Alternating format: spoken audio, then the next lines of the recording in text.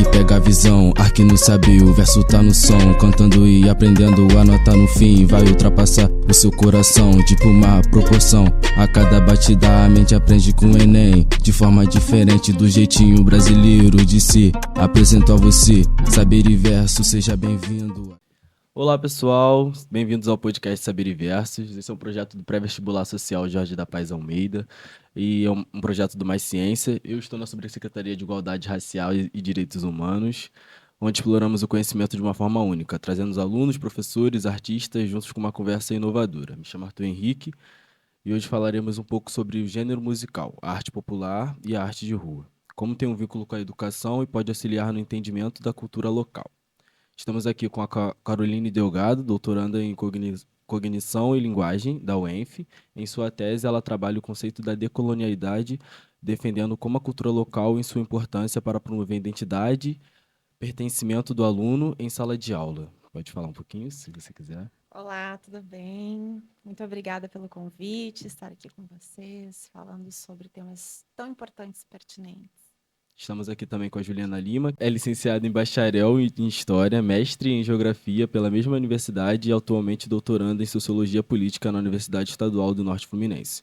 Desde 2014, Juliana atua no movimento hip hop como MC, ativista cultural e pesquisadora, contribuindo e dialogando na cena para os estudos sobre o tema. Olá, gente, tudo bem? Estou muito agradecida de estar aqui com vocês. Assim como a Carol falou, debatendo temas tão importantes, né? Como a música, principalmente quando a gente pensa na educação, que acho que é um espaço, uma agência de formação que carece tanto de temas como esse, né? E a inserção desses temas trazem debates muito acalorados e acho que é muito importante a gente estar aqui. Estou muito agradecida.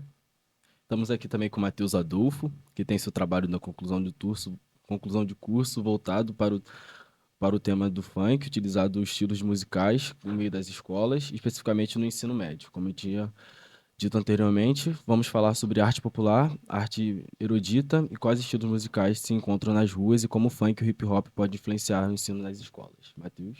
Olá, gente. Eu sou o Matheus, sou preto, favelado, também estou aqui, né, para falar dessa coisa toda, né, que é educação, cultura, hip hop, rap, funk, enfim, né, e para compor, né, e vamos lá. É isso, gente. Vamos começar pela primeira perguntinha. Professora Caroline, como trabalhar a arte de rua e a cultura na rua em sala de aula? Ótima pergunta. Então, é necessário trabalharmos, porque, infelizmente, nós vivemos em uma sociedade em que privilegia a cultura branca, eurocêntrica, né? E hoje nós vemos estudiosos como o Aníbal Quijano, né, já falecido, sociólogo peruano, que traz esse conceito de decolonialidade, ou seja, olhar para o que é nosso, olhar para a nossa cultura, né? Então, quando a gente entra numa sala de aula, muitas vezes os professores não trazem a sua aula, não é aquela aula do livro didático, aquela aula que está na ementa da disciplina, que já está pré-determinada por aquela escola. E o que é apresentado não dialoga com o universo, com a cultura daquela turma, daquelas crianças, daqueles adolescentes que estão ali.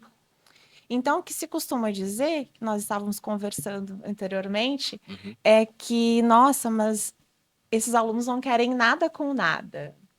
Eles não se interessam pelo conteúdo. E aí nós temos um grande abismo, que todo mundo já conhece em sala de aula, que é o professor trazendo algo que não dialoga com essa turma, com essas pessoas que estão ali, né? Então, você trazer, por exemplo, o hip hop, você trazer o funk, você está trazendo, além da arte, da música, você também está falando de um gênero textual, porque é gênero. Né? Quando nós trabalhamos tipologias textuais, que é a adequação da linguagem para servir ao gênero, né? A gente pode estar trabalhando, por exemplo, a rima, a gente pode estar trabalhando verso. Né? Então, existem inúmeras formas, basta o quê?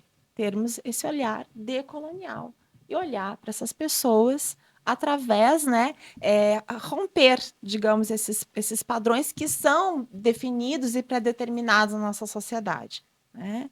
E promover identidade também com isso. É isso. Juliana, por qual meio da educação que se apresenta nas batalhas podemos usar como ensino nas escolas? Isso é considerado decolonial?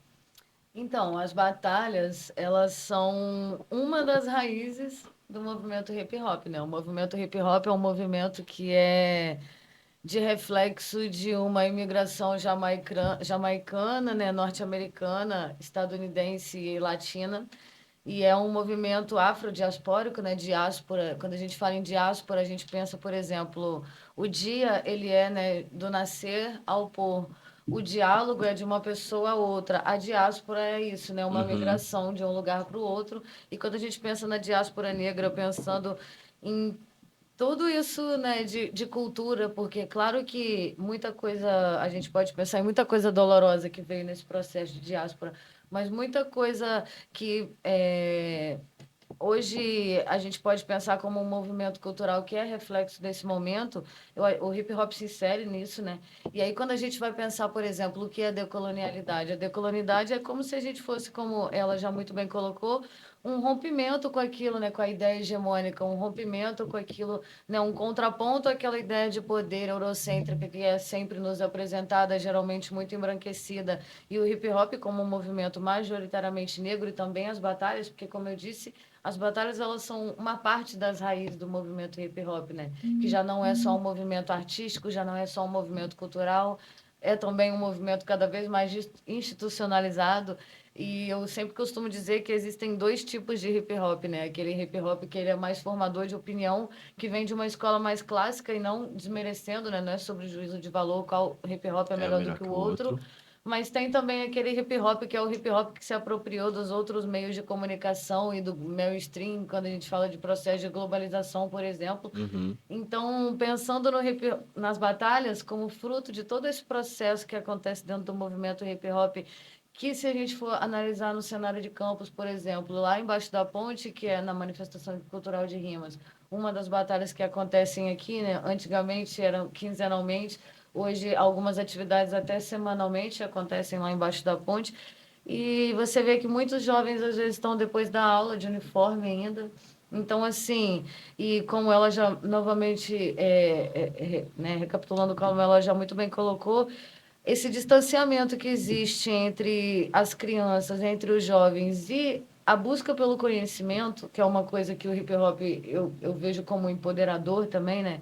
E aí é no sentido de uma pesquisa que uma música te incentiva, no sentido de querer fazer uma rima melhor, uma métrica melhor.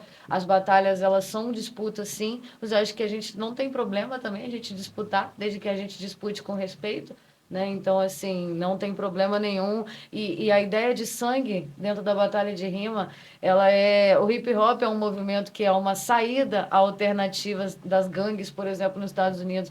Então, se a gente pensa, é uma disputa, mas é uma disputa que é afetuosa. Então, assim, claro que a gente vê ali várias vezes, né, falas machistas, falas homofóbicas, mas isso também é reflexo da educação que a gente tem, né? Isso também é reflexo de toda a estrutura que corporifica as agências de formação que a gente está inserido. Então, retornando e recapitulando a pergunta, eu acho que as batalhas são tanto ferramentas didáticas, quanto ferramentas, né, no processo de ensino e aprendizagem, quanto ferramentas decolonial, descolonial, pós-colonial, porque se você pensa nesse conceito de decolonialidade também, ele é aí amplo, né, e perpassa por diversas linhas teóricas, assim como o hip hop, por exemplo, né, inserido também num espaço de pesquisa. Então, assim, as batalhas, elas fomentam a identidade, né, porque elas fomentam a cultura, valoriza a sua própria cultura, e ali você pode colocar, através da sua imposição, tem também um recorte, geralmente, de classe e gênero, porque eu, como mulher e MC, sei a dificuldade que é uma mulher estar inserida dentro das batalhas de rima.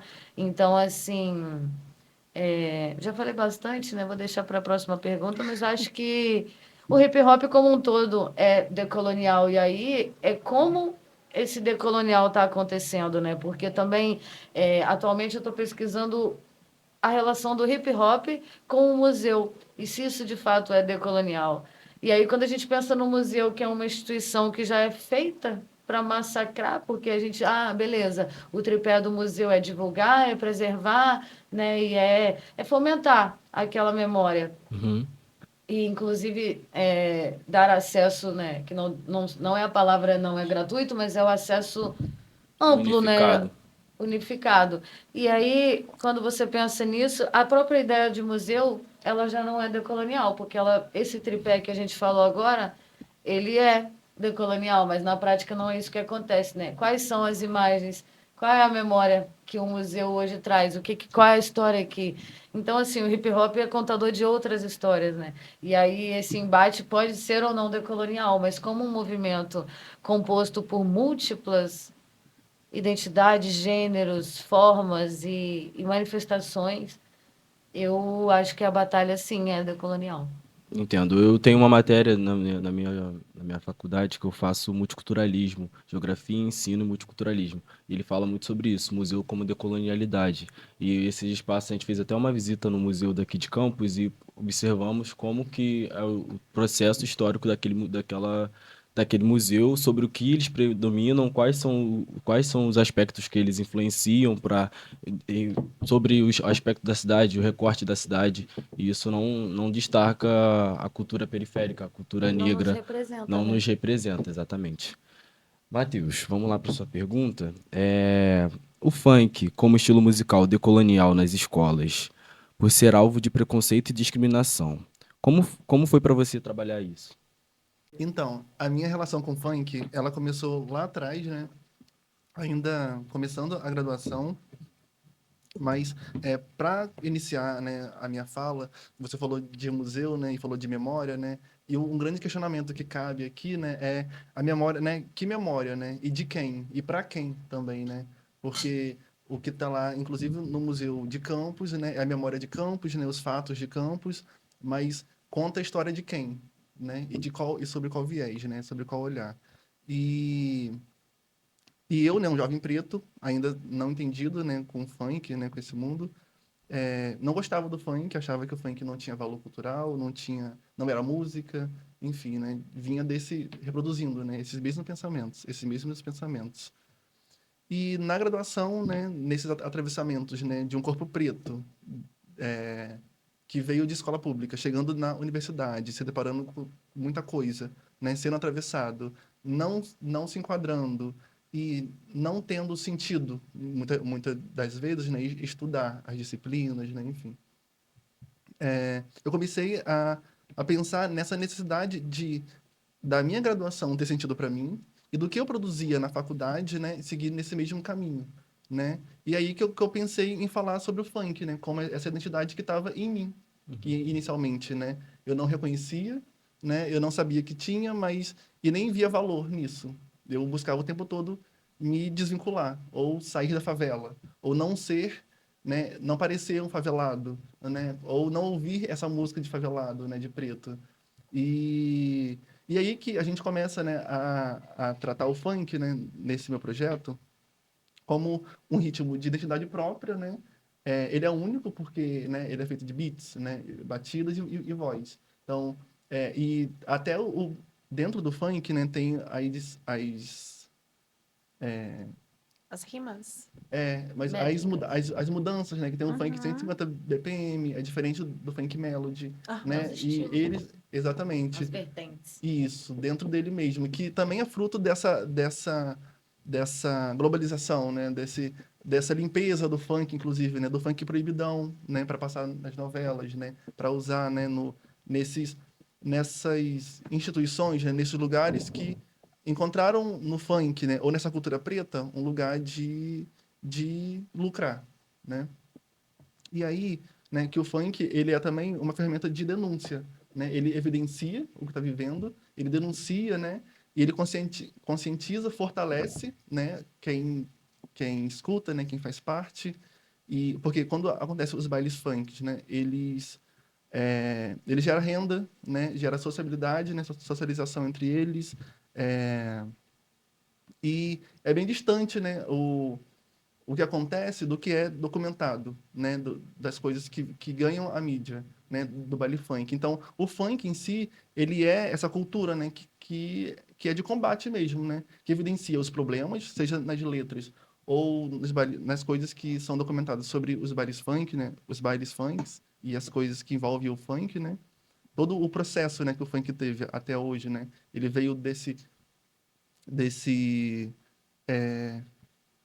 ele veio contando essa história, né, que inclusive é muito parecida com samba, com hip hop, com rap, com toda essa cultura que vem do preto, né, que pro preto, né, é tudo isso, né, é essa forma de se fortalecer, de estar junto, de trocar, né, enfim, e que a todo tempo criminalizado, né, proibido e não autorizado, né, e e é isso, né? A minha aproximação se deu nesse sentido e usar o funk e vem dessa ideia de que o funk ele está presente na escola, né? Ele está, né, antes do professor, com o professor e apesar do professor, né? Perfeito. E nas experiências que eu vinha, né, na escrita e nas observações e na permanência, né, na ocupação desse corpo na escola, o funk é, ele aparecia só em momentos proibidos, que era no pátio, cada um em seu telefone ou no fone,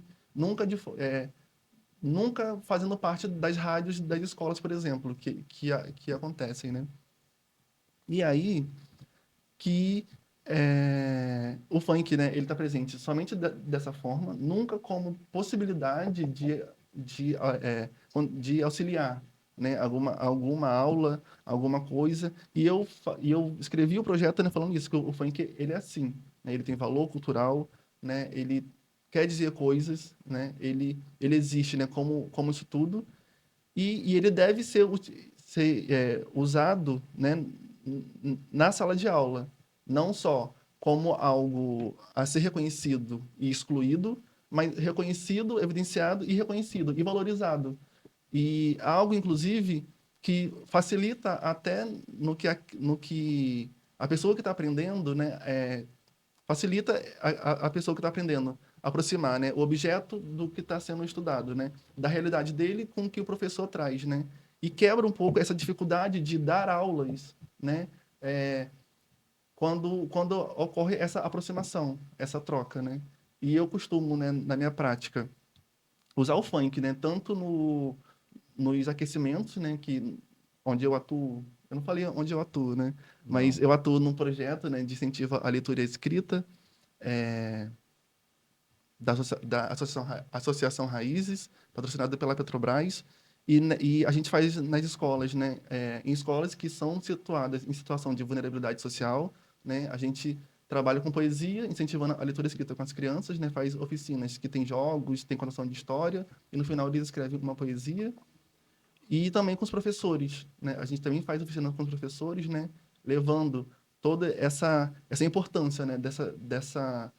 Desse discurso, né, contracolonial, enfim, né, tratando da diversidade, do que as crianças, né, demandam, né, da importância de reconhecer, né, e de colocar a criança, né, nesse caso do projeto que eu atuo, como parte também, né, do processo, né. Então, quando uma criança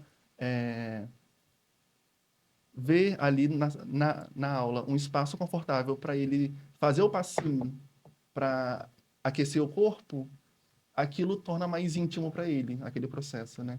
Então, o meu processo, né, de realizar, né, o que eu escrevi na escola, ele se deu a partir daí, né? De formas também que a gente encontrou de usar o funk, que é proibido, que não é aceito, inclusive o funk que não pode ter palavrão, mas ainda assim o funk para para ajudar nesse processo, né, de identificação, de reconhecimento, né, e de mostrar para a criança também que porque muitas das vezes as crianças não veem sentido na escola, no que está aprendendo, né? E nem como parte da aula em si, né? O que a gente vê muito é o professor dando a aula, enchendo o quadro, eles copiando, aprendendo e sendo liberados, e sem espaço mínimo para discussão, para questionamento, né? E as crianças são cheias de questionamento, né? A gente sabe, a gente convive com vários, e na escola não é diferente, né? Principalmente porque na escola é o espaço de maior sociabilidade também deles, né? Socialização deles também, né? Porque é lá que eles trocam com os amigos que não vivem, que não moram perto. É lá também, né, que eles expressam muitas das vezes, né, as suas identidades, né? Eu fui uma criança, né, que a escola, no começo, né, era o único espaço para ser gay. Então, era lá que eu, né, me expressava, me identificava, me conhecia também, né, porque é um processo de conhecimento, né, que a gente desperta para essa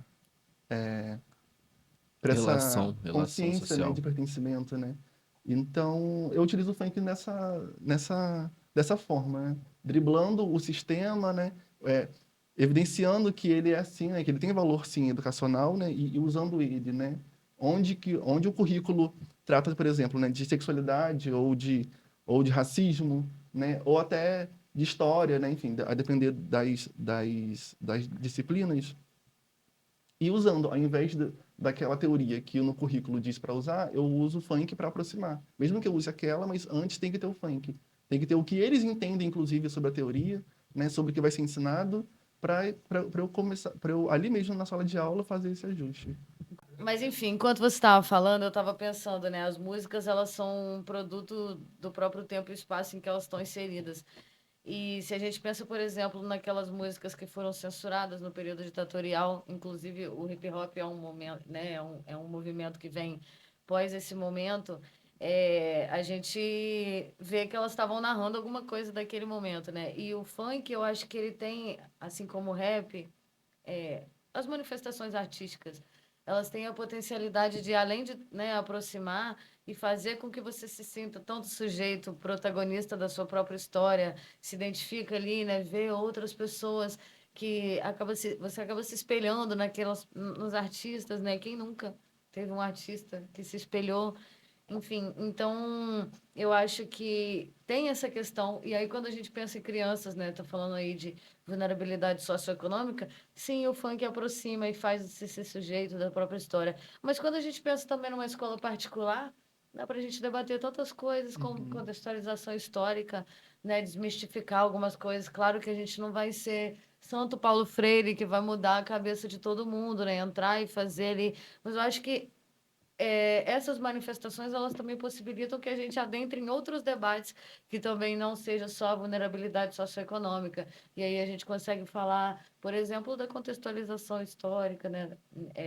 Tanto de quando a música foi produzida, quanto falar sobre a história negra, que eu acho que ainda está carecendo muito, porque a gente também pensa em muito, né, da aproximação das crianças que fazem parte do nosso meio, da nossa realidade na escola, mas também tem tantas crianças que estão distanciadas por N outras questões, né? Que aí eu acho que também é uma ferramenta muito engrandecedora, assim, né? E o funk também, porque é aquilo que você disse, né? O funk, ele tá na escola antes do professor, com o professor, depois do professor. O professor Uhum. gostando ou não. Sim.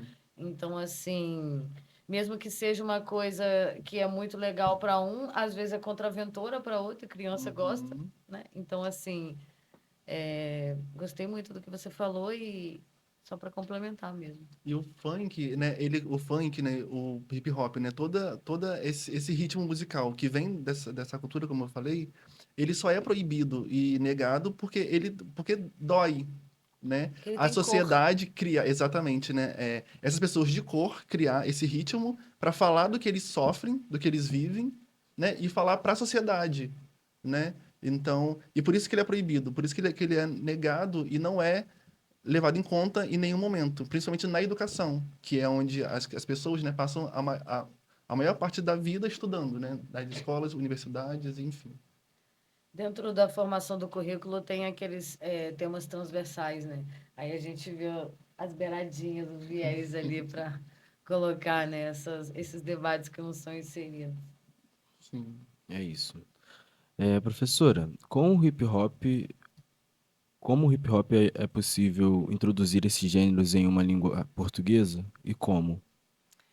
Então, na verdade, tudo que nós conversamos anteriormente, né? Eu vou trazer um pouco mais, talvez, uma parte prática, né? Eu comentei no início, porque tudo isso que a gente está falando, muitas vezes, para os meus colegas em sala de aula, que não curtem esses gêneros, que são de são de um outro momento, né? De vida, digamos, né? Não que eu seja jovem, né? Mas, enfim, na minha cabeça é. Então, acaba ficando algo muito longe, né? Então, fica sempre naquela aula pronta. Muitas vezes, existem outras questões que a gente também não pode esquecer dos nossos colegas, né? Que é o trabalho do professor, né? Que ele tem muitas turmas, muitas vezes trabalha em 3 turnos, mas isso, de uma forma, não vou dizer que desculpa, não é isso que eu quero falar, mas eu acho que a gente também não pode se deixar levar por esse movimento e dar aquela aula conteudista, livresca, não porque não cabe. Não cabe. É de novo falar sobre aquele abismo, não é, do professor com o alunado. E aí, vamos colocar lá. Você perguntou como fazer. Então, o bem passo a passo, né? Você tem que trabalhar, por exemplo, o conceito de intertextualidade, que é a relação entre textos, né? Que muitas vezes o que o professor faz? Vai lá, traz o hino nacional, né? E aí traz também quais são as poesias, né, que fizeram intertextualidade, ou então Sampa, não é, de Caetano Veloso, né? E aí o quanto a música Sampa de Caetano Veloso faz essas intertextualidades, não é, com São Paulo, com a Rita Lee, com os Mutantes, enfim, né, com a cultura de São Paulo. Peraí, mas eu estou em Campos. Como que eu posso dar uma aula de intertextualidade, né? Eu posso pegar um funk, eu posso pegar um rap, não é? Quando eu estava dando aula, eu confesso que eu não fiz isso, tá? Mas eu peguei Sampa e aí eu usei uma musiquinha que, assim, botei uma letra de Campos. Alguma coisa acontece no meu coração, que só quando cruza 28 com a beira-valão. Enfim, foi samba, porque era o que eu tinha no momento. Uhum. Mas aí eu estava pesquisando, né? Então tem o Emicida, e aí naquele show Amarelo, Amarelo. não é? Que é lindo, né? Chorei horrores vendo aquele show. E ele faz uma intertextualidade com a música do Belchior, não é? Então, ano passado eu morri, mas esse ano eu não morro. Eu sonho mais alto que drones, combustível do meu tipo, a fome, para arregaçar como um ciclone, entendeu? Para que amanhã eu não veja só um ontem como um novo nome. O abutre ronda, ansioso pela queda, sem sorte, fim do mágoa, mano. São mais que essa merda, bem mais. Eu tiraria o merda, né? Não, Porque pode, dependendo da pode. escola. Não, pode deixar. Mas o início da música é: ano passado eu morri, mas esse ano eu não morro. Né? Sim, Então, sim. quer dizer, você pode trabalhar o conceito de intertextualidade ali. Talvez não seja o rap do Emicida, mas pode ser um outro rap, e aí é conversar. Eu lembro que um tempo atrás, um colega chegou para mim e falou assim: Carol, você tem uma aula de, sei lá, verbo, né? Eu digo: olha, eu não tenho. Mas você dá aula há tanto tempo, você não tem? Eu falei: não, eu não tenho, eu tenho só a ementa, mas eu nunca tenho aula pronta. Como assim? Eu digo: porque eu não conheço a turma. Eu não conheço a turma. Cada turma é uma. São pessoas que estão ali, são vivências. Eu sei se são pessoas que moram no centro, se moram longe da escola. São pessoas e eu preciso conhecê-las. Eu preciso. E aí, gente, tá me ocorrendo uma outra situação assim, que capacitação de professores. Você tem o seu projeto. Seu projeto tem, minha pergunta, né? Pensa em capacitação de professores, porque é possível trabalhar todo o conteúdo a partir da vivência daquele aluno, da cultura daquele aluno, para que ele entenda que o que ele sabe, que ele vive, é importante. Que o conhecimento que o pai, que a mãe, que a música que o pai e a mãe ouvem, que o vizinho bota para tocar no domingo fazendo churrasquinho, que aquilo também é cultura, né? Então, por quê? esse engendramento de opressões, não é? Que o poder faz. Então, quem produz a música?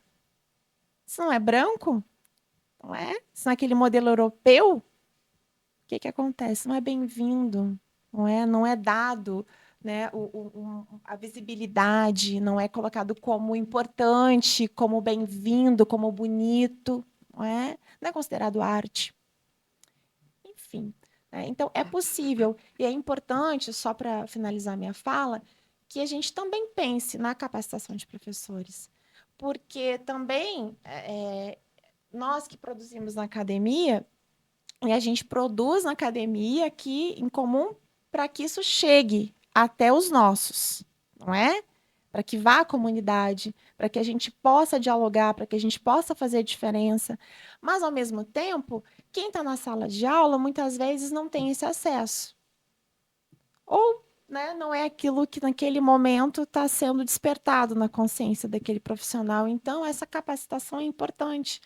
O projeto que eu participo, que é Letramento Literário e Alfabetização Tardia através da literatura de campus, a gente não fala sobre o funk, a gente não fala sobre o hip hop, mas a gente fala sobre essas lendas, sobre essas questões todas da população indígena que aqui vivia, não é? E que tem todo esse apagamento, né, dos negros, né, que viveram e contribuíram muito para essa cidade e que ainda também, não é, estão em silenciamento.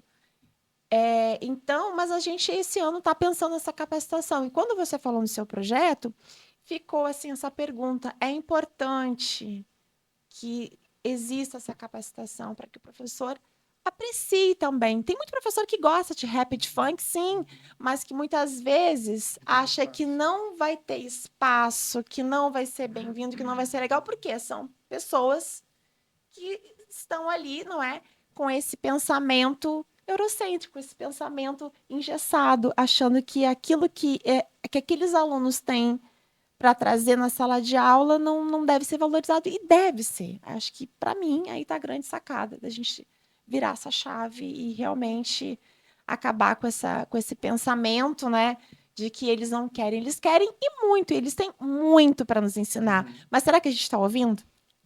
Não, a gente não está ouvindo. Para complementar a fala dela, eu concordo, né? Porque a gente não escuta e, de fato, né? E não está atento, inclusive, né? Ao que as crianças, né? Traduz como intertextualidade, por exemplo, né? Tem uma poesia de uma criança que daqui de uma escola que a gente não atua mais, né? Que a gente atuou na primeira edição, essa é a segunda edição do projeto, mas que é dali do Matadouro, né? Ali perto da Portelinha, Tiragosto, por ali. E a poesia que a criança criou foi: ninguém vai matar ninguém na minha comunidade. Se quiser matar alguém, saia logo à vontade. Que era, usando na poesia, um espaço de afirmação de paz, né? De querer paz.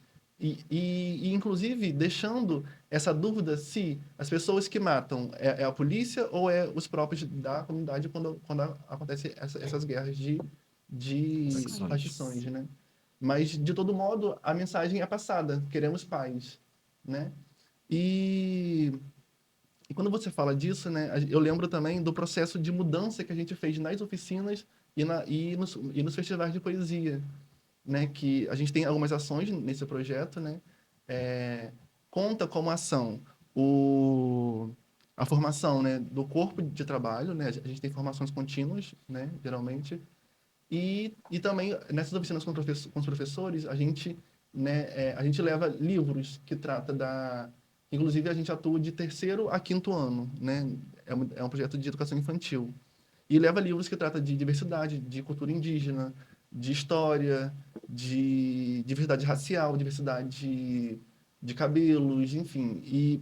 E apresenta para a escola, né, nessas oficinas de professores, a gente presenteia a escola com esses livros, né? Acho que tem vários kits, né? De 11 livros, enfim.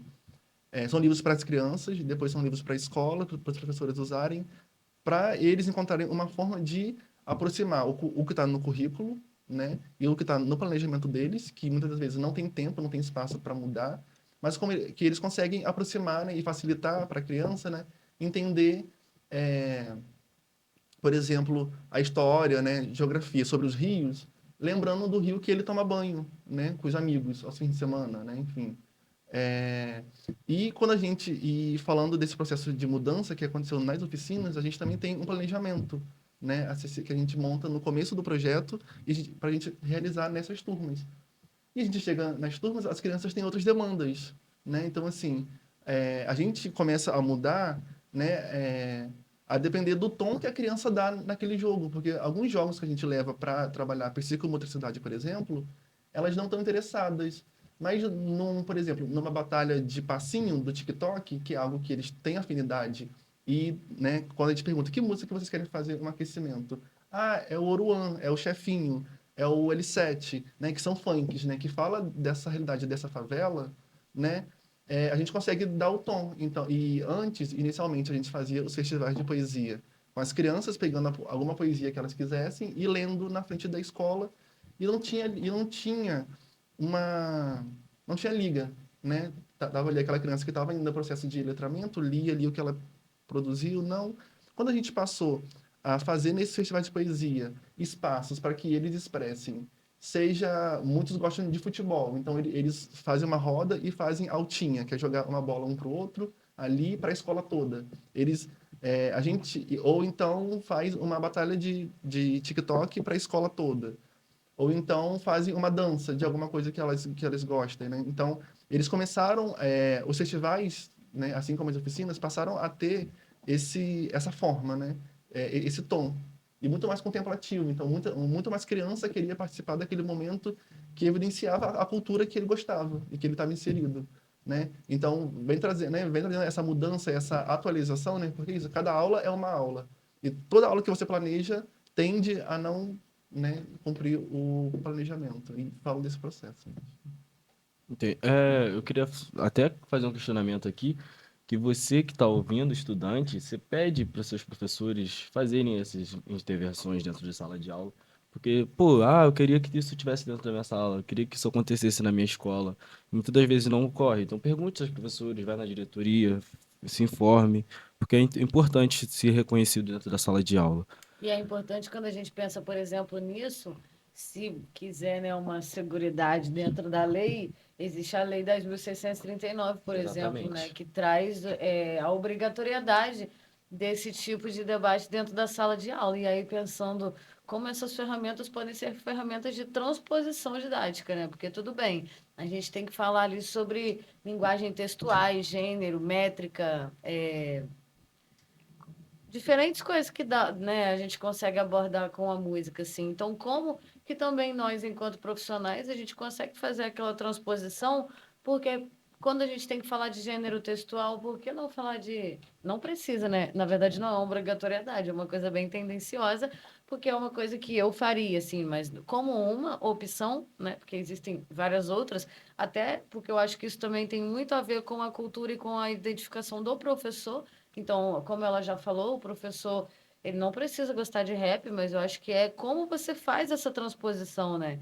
E aí também com uma formação e um pensamento mais crítico, assim, mas existem amplas as formas. Eu não lembro por que eu comecei esse raciocínio, mas Mas a gente super Eu entendi. entendeu. próximo. E Entendi. é importante, né? Como a gente está comentando aqui, você começa a dar aula e você percebe que não tá legal, que o teu aluno ele não tá aprendendo, que existe um potencial imenso e que você sabe que ele vai precisar para o Enem, que ele vai precisar produzir um texto, independente de qualquer E coisa. quando você fala que Racionais é poesia, já, Uhum. né? Total. Chefinho é poesia, Oruan é Total. poesia, já causa uma outra Uma explosão Aham, de aproximação. sentimento. Exato. E também, né? perfeito. Olha, ele tá falando do que eu gosto. Porque as crianças Exato. também não são ouvidas e não é só uma questão de reconhecimento, é também de gosto, né? Uhum. Identidade, identificação. São Identificação. coisas diferentes. E Perfeito. uma coisa que a gente concorda, para finalizar, né, para ir para a próxima pergunta, é que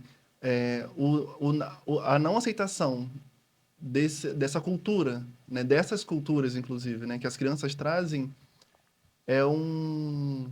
Eu esqueci o que você falou que eu lembrei. Acontece. Mas que não levar em conta, né, Não essas validar, coisas, não seria. validar, né, dificulta muito mais e é uma atitude de não escuta, né, ao que eles estão dizendo, inclusive ao Sim, que de eles apagar, né? justificam, Invalidar. exato, como eles justificam como um fracasso E escolar. o que eles já sabem como prévio, né? Sim, Porque sim. isso também faz parte de um Porque processo de formação. Uhum. E que, inclusive, não vai fazer realmente sentido para as crianças trazer, né, como a Anitta disse, né, que o barquinho cai, a tardinha cai, e, entende? Eles não estão, eles não têm tanta afinidade com isso. Eles têm mais afinidade com essas letras que tratam da realidade que eles vivem, as né, que fala, vivências deles. inclusive, né, de dar um futuro melhor para a mãe, porque as crianças da favela, né, a Sonham primeira com isso. meta, né, o primeiro sonho é isso, é dar um futuro melhor para as mães, né, para famílias pretas, para que as mães saiam das casas, né, que trabalham, né, como empregadas, né, enfim. Então, não reconhecer isso é um erro, né, e é insistir nesse fracasso escolar, né, e nessa prática que Paulo Freire diz, né, que precisa de atualização, mas que acaba não acontecendo, né? Perfeito. Juliana, você poderia nos apresentar um verso, uma música que represente atualmente, que se enquadre no espaço da arte de rua? Ah, essa pergunta eu fiquei pensando sobre ela. Ela é bem complicada, né? Porque, assim, quantos versos se encaixam Pensa. nessa arte de rua, né? Para apresentar algo para alguém, eu acho que a gente tem que valorizar o que a pessoa gosta, né? Aham. Então, existem, sendo, vendendo meu peixe, né? Falando da minha sardinha, existem, quando for pensar, eu estava pensando qual hip hop, qual rap eu poderia indicar, né, que fala sobre isso. E retornando ao que eu disse anteriormente, as músicas são um reflexo, né, produto do próprio tempo e espaço em que elas estão inseridas. Então, se a gente for pensar, por exemplo, eu acho que nada mais justo começar com Racionais. Se você está buscando uma contextualização mais histórica de algo, ou, por exemplo, dentro do processo de urbanização do que foi São Paulo. E aí eu estou falando uma questão mais de conteúdo mesmo, né? Porque aí pode ser uma coisa para o Uhum. professor. Tem um álbum do Racionais que chama Raio X do Brasil, né? E aí uma música de arte urbana, nem lembro qual era a pergunta-chave da... A pergunta-chave seria de qual a música represente a questão atualmente?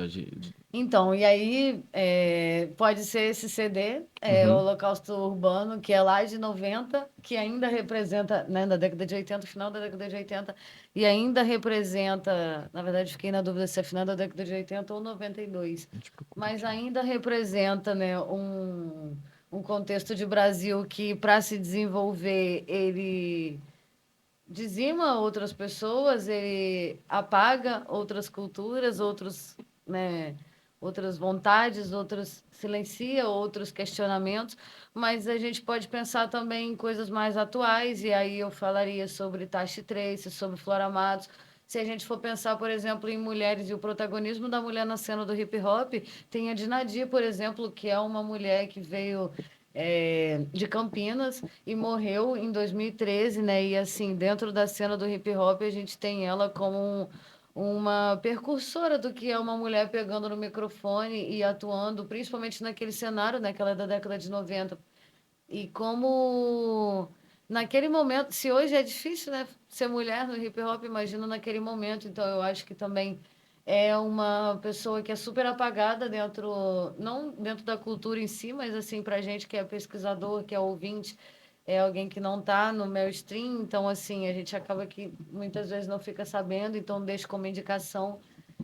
Deixo como indicação também uma rapper que chama Caê Guajajara, que traz também uma temática que é mais de um rap que levanta a bandeira da ancestralidade, dos povos originários, assim como a Brisa Flow, por exemplo. E aí, né, aproximam para diferentes outras questões. Tem o Renan Inquérito também, que é um rapper que é geógrafo e também trabalha muito, tanto o tema de trabalho das pesquisas acadêmicas, tanto as músicas abordam muitas questões dos regionalismos, e aí a gente pode falar do Rapadura também, que é um outro rapper que aborda o regionalismo de uma outra maneira, né, também trazendo para a questão do seu contexto do Nordeste.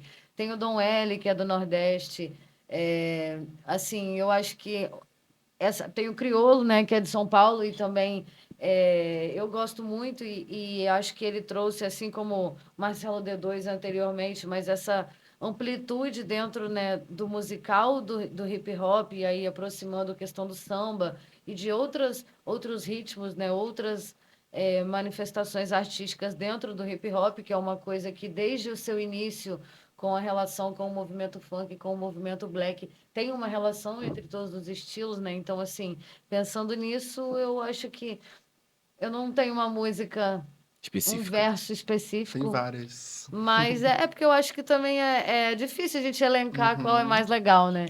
Então, assim, de acordo com o gosto da pessoa, tem para todo mundo, né? E aí eu deixo como indicação mesmo uma busca e entender que, assim como o rap, o funk, tudo tem a sua própria história também. Então, é importante também a gente usar dessas ferramentas, né? As próprias músicas, elas contam história das músicas. Existem diversos raps que contam como o rap começou, existem diversos sambas que, né, que contam como o samba começou, o Partido Alto. A gente tem músicas que falam do DJ Malboro e do início do funk. Então, assim, de que forma, é, o que que a gente está buscando? E aí, de acordo com a busca de cada um, eu acho que a gente consegue versos para todos os tipos de gosto. Então, eu Uhum. não tenho um verso específico, mas deixo essas indicações. Sabe qual é a ideia que eu tive agora, ouvindo vocês? É uma ideia convite, tá? Uhum. Da gente se organizar e produzir um material didático. Porque o que você acabou de fazer, você colocou esse rap é para isso, esse é para aquilo. Você quer estudar? Eu fiquei assim, gente, peraí, eu vou depois ver a gravação, eu vou anotar. Eu, não, não vou anotar, eu vou instigar essa galera. Uhum. Você está produzindo seu trabalho, né? Acadêmico, você também é mestrado, né? Você já é mestra, Eu tô fazendo doutorado lá na UERJ, doutorado, isso. assim como você. Então, somos colegas, nem te conheci, olha só que Pois beleza, é. viu? Então, Uhum. podemos construir esse material, você com funk, você com hip hop, não é? E por que não um material gratuito, para que a gente possa disponibilizar nas escolas? Uhum. Olha só que barato. Porque o Depois aqui a conhecimento que gente já tem vocês uma estão trazendo, tarefa. conhecimento que vocês estão trazendo, porque assim, ó, é necessário essa questão de levar para os profissionais da área, né, de capacitação. Então, se você tem já aí um percurso das suas pesquisas, você também, e eu com a questão, né, da literatura daqui de Campos, olha que barato. Uhum. Interessante. Só para complementar, o Raio-X do Brasil foi lançado na Zimbabwe Record dia 21 de dezembro de 1993. Se vocês quiserem pesquisar aí, tá? Agora a perguntinha vai pro Matheus. Agora, Matheus, como os alunos reagem quando escutam funk dentro da sala de aula? Como o funk se torna um papel político social? Então, acabei já falando um pouco disso, né? Aham. Mas eu posso é, reformular, né? Porque eles reconhecem, né? A primeira reação deles é dizer, tio, você também escuta funk, né? Tio, pode ouvir funk, porque a gente também leva uma caixa de som para auxiliar nos momentos de alongamento, de brincadeiras, né? De concentração. E quando a música que auxilia, né? É o funk, e é o funk, inclusive, que eles pedem, né? Já, já tem de início esse retorno deles frente a algo que para eles é até inusitado. Um professor, né, que está ali trazendo funk e colocando funk que eles conhecem na sala de aula. Tem uma das oficinas que a gente tem como objetivo apresentar três tipos de texto, né? Um deles é uma poesia de Manuel de Barros, o outro é um funk do Pose do Rodo, né? E o terceiro são figuras, né? São cartões do Guinhar, né? Que foi um artista plástico. E a gente, né? Apresentando esses três textos, né? Mostra para eles as possibilidades de se fazer poesia, ou de se escrever, ou de se produzir alguma coisa, entende? E quase sempre, na hora de escrever poesia, eles escolhem, na maioria das vezes, o funk. Seja para fazer uma paródia, seja para fazer uma brincadeira, alguma coisa com o funk, né? Então, assim, o som que vai dar o tom da brincadeira, da dança das cadeiras, é um funk que eles pedem, né? E com a fala da... Desculpa, Juliana. Com a fala da Juliana, né, comecei a pensar nas muitas opções que a gente tem para usar, né, nas possibilidades, né, pedagógicas, nas ideias, né. Então, e eu tento sempre levar, né, um funk ou então aproximar ao máximo o objetivo da oficina com o mundo que eles estão inseridos e que eles trazem. E,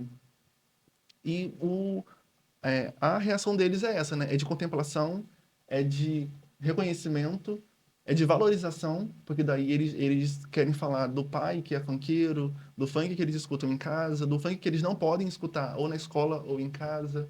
Então, e isso também faz uma coisa que eu gosto, que é aproximar. Afetividade, né? Isso, eu deles, né? O educador que está ali, que muitas das vezes eles enxergam como o professor que oprime, que manda calar a boca, que fala que quando eles estão fazendo bagunça ou interrompendo a aula, eles estão passando vergonha, porque um episódio, né, da primeira escola que eu fui, né, como estagiário desse projeto, que hoje eu sou educador, eu entrei na sala de aula e as crianças estavam brincando, comentando sobre a visita do projeto, das pessoas desse projeto, que inclusive, né,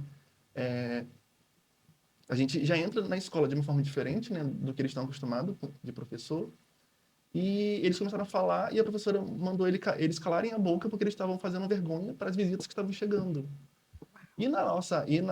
Quando eu chego na sala de aula, eu já peço para eles falarem como é que vocês estão. A chamada que eu faço para eles, que a gente tem também que eu cumprir todo um processo burocrático, né? Eu já faço a chamada para eles alinhada ao tema da oficina. Então, assim, que comida que vocês gostam? Que artista que vocês gostam?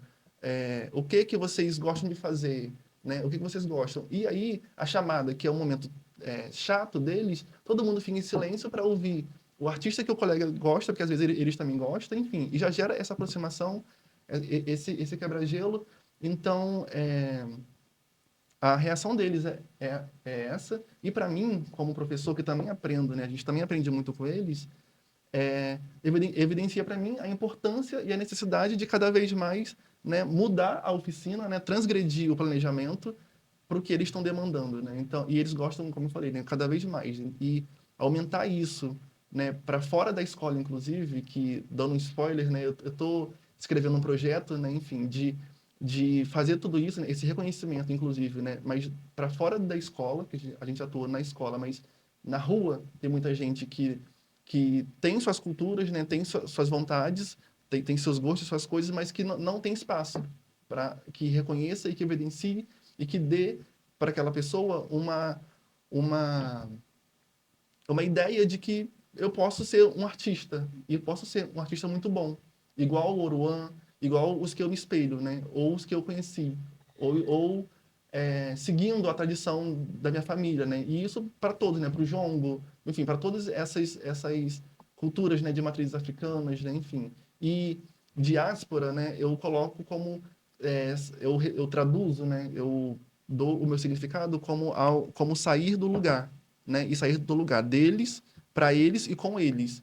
Que é isso. Tá, então temos que tratar a psicomotricidade. Então vamos alongar. Vamos alongar como?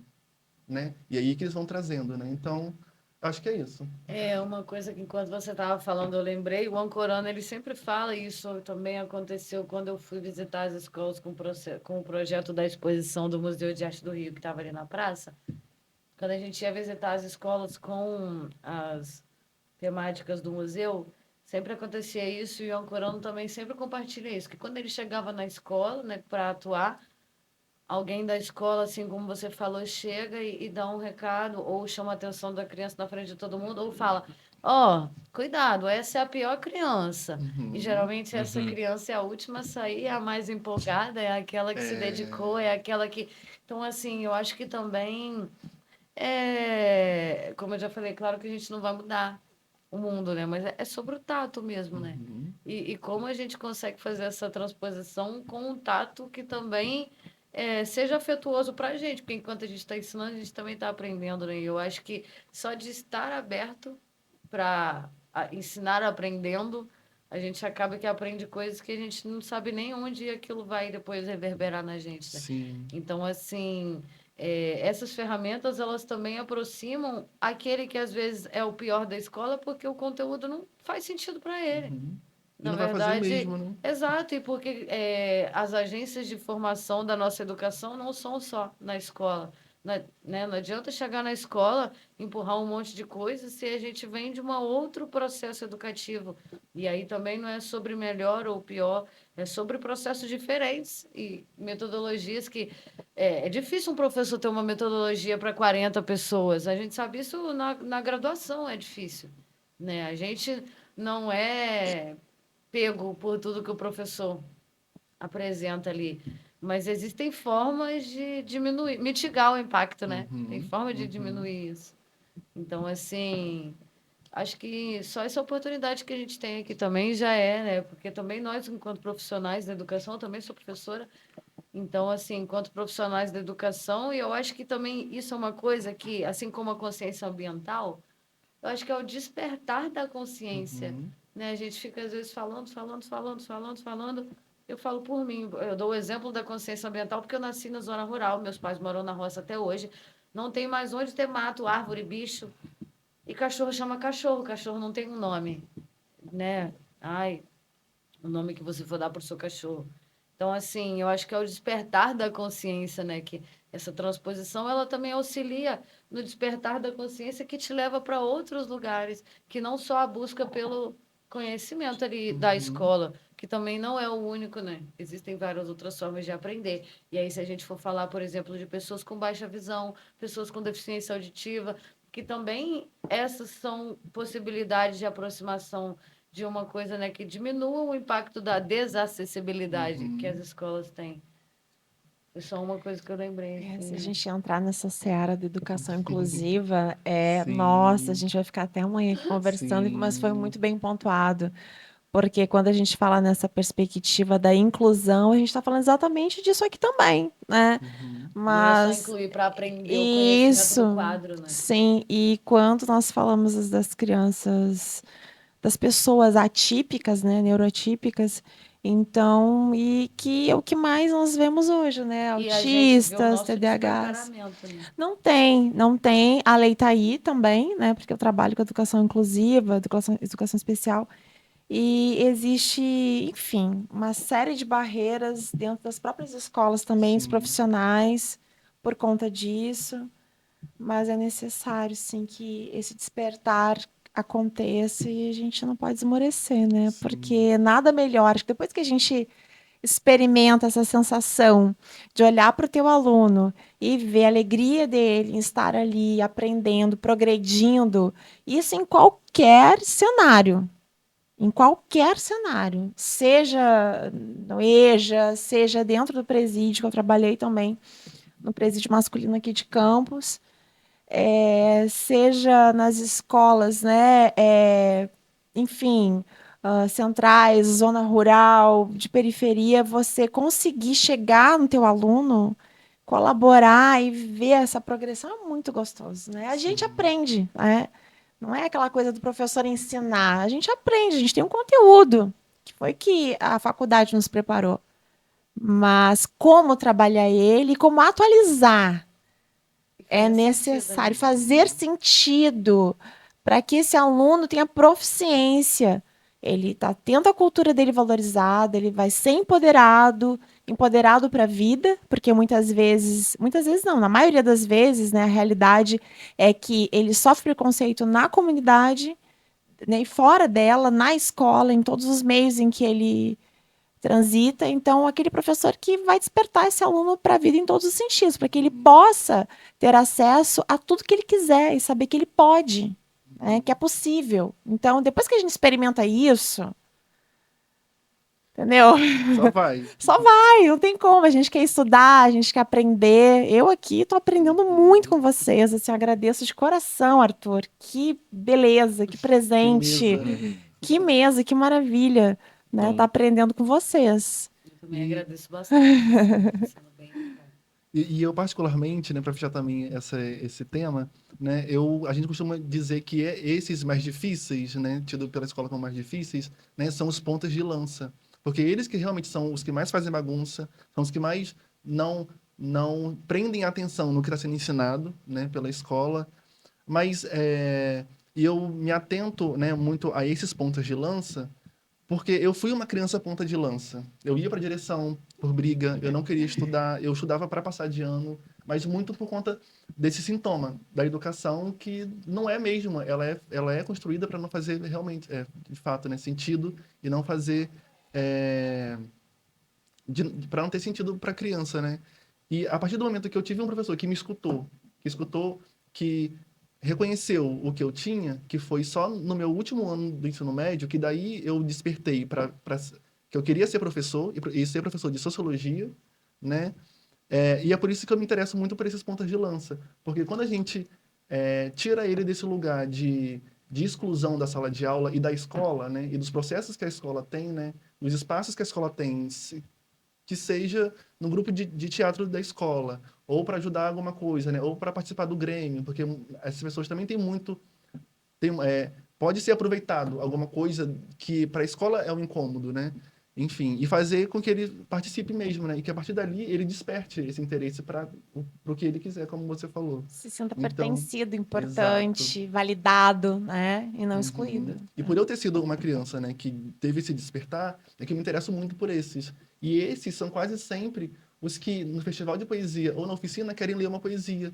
E para as professoras que às vezes nem sabem que no festival de poesia, que é o momento que está toda a escola, e aquela criança vai lá na frente e lê ou faz alguma coisa ali, né, enfim, que traz ele para a participação, elas ficam em choque, Aham. né? Mas que também tem essa desesperança, né? Inclusive, né, novamente voltando ao Paulo Freire, né, que ele fala que é necessário esperançar, né? A E é utopia que sobre nos isso. move, né? Exatamente. E é sobre isso. Pessoal, a gente vai encerrar por aqui. Gostaria de agradecer a Juliana Lima pela presença. Se quiser se despedir do pessoal, pode Eu ficar à agradeço vontade. muito, agradeço também a oportunidade de estar aprendendo e, né, somando com vocês, assim, acho que numa cidade como Campos, é super importante que tenha esses espaços, né, e assim, um podcast como esse, que também gostaria de parabenizar você por essa iniciativa que está sendo, assim, muito maneiro, e maneiro também porque é uma forma de... A gente não está falando aqui só de hip hop, eu te conheço, eu sei que não é só sobre o que você gosta, é também sobre o que você, Uhum. né, ultrapassa o que você gosta, assim, então tá falando sobre o jongo, então, assim, muito legal mesmo. Estou muito agradecida de ter sido lembrada para falar mais uma vez sobre o hip hop, né? Novamente agradecendo a vocês, ao Making Off que está ali também gravando com a gente, agradeço bastante, aos ouvidos atentos, e é isso, gente, muito obrigada.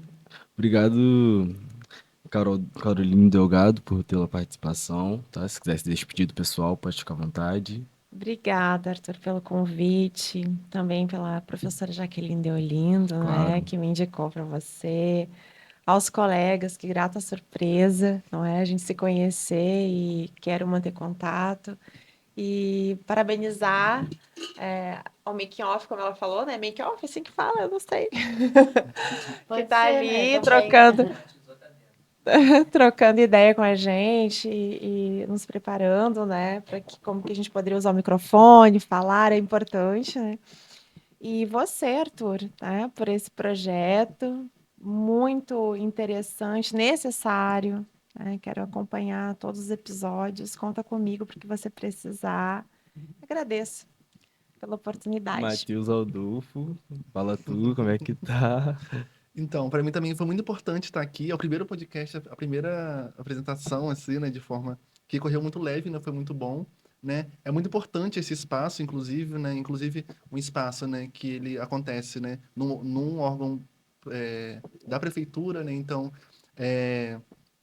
eu finalizo, né, também, né, fazendo uma provocação, né, a quem assiste, né, que sobre a necessidade de ter mais espaços como esse, né, mais espaços que trazem, né, esses temas, né, e é isso, é um momento, né, é uma mesa de peso, né, muito, muito, muito boa, né, e é isso, assim, me perdi, né, porque geralmente eu costumo me perder nos pensamentos, Mas é né, assim, quando a gente mas faz no freestyle, a gente se perde, mas foi São bem muitas fluido mesmo. ideias. Foi um debate que uhum, foi bem gostoso, né? A gente conseguiu sim, se complementar e se ver ali na história do outro, foi bem maneiro E mesmo. se encontrar, porque às vezes a gente está trabalhando com um projeto achando que está meio sozinho ali, né? E não estamos. Tem outras pessoas que também, né, lutam pelas mesmas ideias e estão nas comunidades, nos lugares em que realmente mais precisa, né? Promover esse despertar com relação a validar aquela cultura e trazer aquelas pessoas, né? Na verdade, Empoderar. ela se dá vida, né? A gente só pega um pedacinho da oportunidade que ela dá Perfeito, e perfeito. Eu digo no sentido de que a gente acaba reproduzindo, não é, um discurso que não deve ser reproduzido, né? Então, fazer esse despertar assim dos nossos para que, né, a gente é que precisa, a gente é que precisa. E eu queria fechar, né, com uma citação, né, do Gilberto Gil, que eu usei como epígrafe do meu trabalho, que ele diz que precisa acabar com essa história de achar que cultura é coisa extraordinária. Cultura é ordinária. Cultura é igual feijão com arroz. É necessidade básica. Tem que estar na mesa. Tem que estar na cesta básica de todo mundo. E, para isso, é preciso que haja, sim, ainda, uma conscientização muito grande, porque muita gente, inclusive, muitos dos governantes, acham que cultura é coisa excepcional. A responsabilidade com cultura é a responsabilidade com a própria vida, porque tudo é cultura. Toda acumulação de um povo, toda acumulação de realizações múltiplas de um povo, tudo isso é cultura. Perfeito. Arrasou. Família. Então, só agradecer por essa aula mesmo, tá ligado? Tamo junto. Satisfação, Douglas, tá de trás da câmera aí. E é isso. Pedir para vocês seguirem no Instagram do Pré-Vestibular Social, seguir a Subsecretaria de Igualdade Racial, no YouTube também, no Instagram. Deixar o like, né, família? Se inscrever no canal. Tamo junto. Aquela fé. A mente aprende com o Enem, de forma diferente do jeitinho brasileiro de ser. Apresento a você, Saber e Verso, seja bem-vindo.